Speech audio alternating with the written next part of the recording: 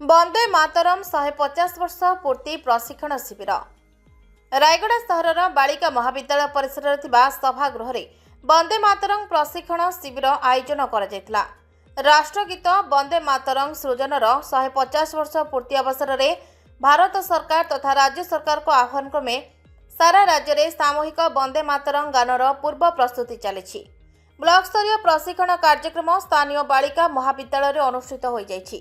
ଏହି ପ୍ରଶିକ୍ଷଣ କାର୍ଯ୍ୟକ୍ରମର ଉଦ୍ଘାଟନୀ ସଭାକୁ ରାୟଗଡ଼ା ବାଳିକା ମହାବିଦ୍ୟାଳୟ ଅଧ୍ୟକ୍ଷତା ପ୍ରଶିକ୍ଷଣ ଶିବିର ଆୟୋଜନ କରାଯାଇଥିଲା। ଏହି ପ୍ରଶିକ୍ଷଣ କାର୍ଯ୍ୟକ୍ରମରେ ପ୍ରାୟ 150 ରୁ ଅଧିକ ଶିକ୍ଷକ ଓ ଶିକ୍ଷୟିତ୍ରୀ ଯୋଗଦାନ କରିଥିଲେ।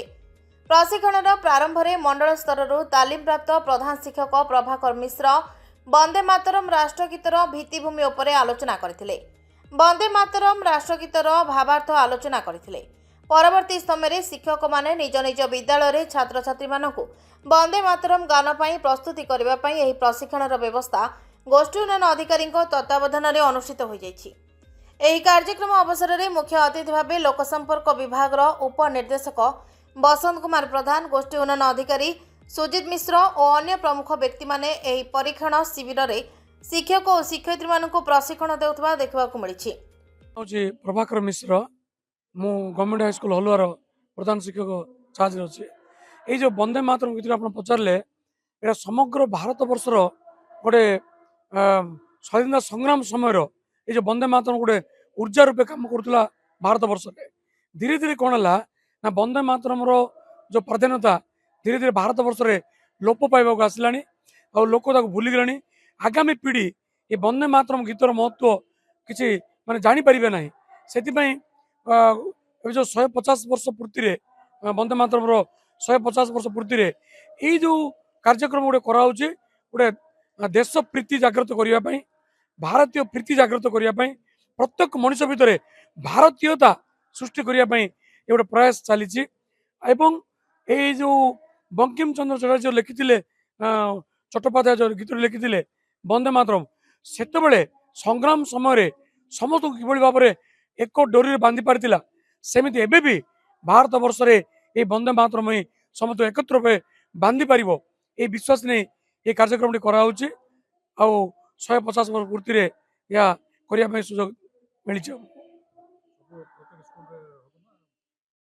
प्रत्येक स्कूल प्रत्येक कॉलेज प्रत्येक ऑफिस सबुठी प्रत्येक कार्यालय भारत वर्षर गली कंदी हम माने करने प्रयास चली।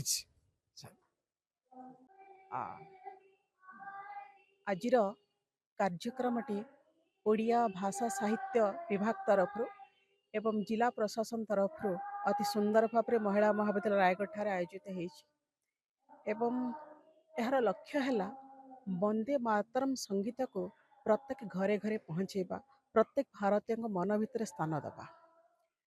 वंदे मातरम ए संगीतटी वर्तमान प्रत्येक पाखु धीरे धीरे हजिजा बसला।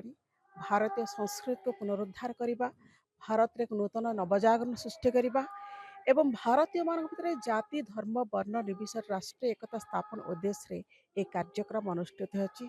अति सुंदर भाव में कर्मशाला एवं प्रशिक्षण शिविर आज महिला महाविद्यालय रायगढ़ ठार आयोजित होती। तेणु मु प्रथम जिला प्रशासन ओडिया भाषा साहित्य विभाग को धन्यवाद अर्पण करी अभिनंदन ज्ञापन करी एमती को सुवर्ण सुजोग देइछंदी आमर प्रांगण में एते वर्ष पर पुणी जातीयतार स्वर उठी जातीय नवजागरण स्वर उठी से निज गर्व करुच्ची।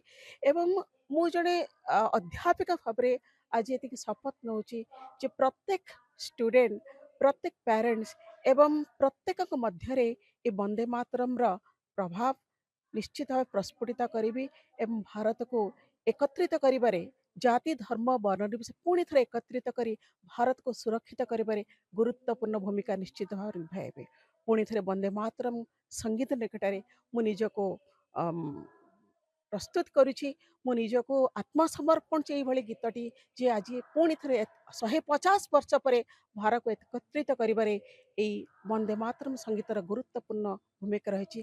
आम समस्ते ए संगीतटी को ग्रहण करवा प्रत्येक मानस पटे स्थान देले भारत सबुदिन सुरक्षित रहिबो एवं भारत समग्र विश्व एक सर्वश्रेष्ठ स्थान पाइब जहाँकि वेदर लिखा वसुधैव कुटुंबकम समग्र वसुधा को गोटे कुटुंब सदृश रखा ए संगीतर गुरुत्वपूर्ण अवदान रही आम समस्त अनुभव करवा समस्त गुरुत्वपूर्ण अवदान रही कही मोर ब्यूरो रिपोर्ट एक्सप्रेस ओडिशा।